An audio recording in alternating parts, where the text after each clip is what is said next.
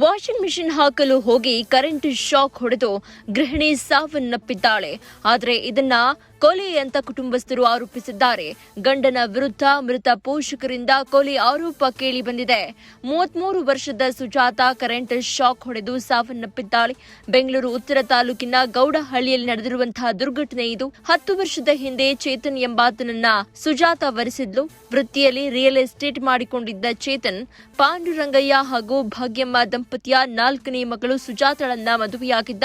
ತುಮಕೂರಿನ ಹೆಗ್ಗರೆ ನಿವಾಸಿ ಪಾಂಡುರಂಗಯ್ಯ ಅವರ ಮಗಳನ್ನ ಚೇತನ್ ಮದುವೆಯಾಗಿದ್ದ. ಮದುವೆಯಾದಾಗಿನಿಂದಲೂ ಕೂಡ ಇಬ್ಬರ ನಡುವೆ ಜಗಳ ನಡೀತಾ ಇತ್ತು.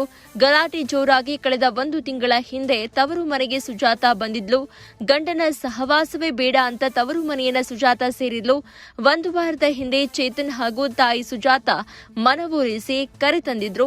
ಇಂದು ಬೆಳಗ್ಗೆ 7:30ಕ್ಕೆ ಕರೆಂಟ್ ಶಾಕ್ ಹೊಡೆದು ಸುಜಾತ ಮೃತಪಟ್ಟಿದ್ದಾಳೆ. ಸಾವಾಗಿರುವ ಹಿನ್ನೆಲೆ ಅನುಮಾನ ವ್ಯಕ್ತಪಡಿಸಿದ್ದಾರೆ ಸುಜಾತ ಪೋಷಕರು. ಸದ್ಯ ಮೃತದೇಹ ವಿಕ್ಟೋರಿಯಾ ಆಸ್ಪತ್ರೆಗೆ ಮರಣೋತ್ತರ ಪರೀಕ್ಷೆಗೆ ರವಾನೆ ಮಾಡಲಾಗಿದೆ.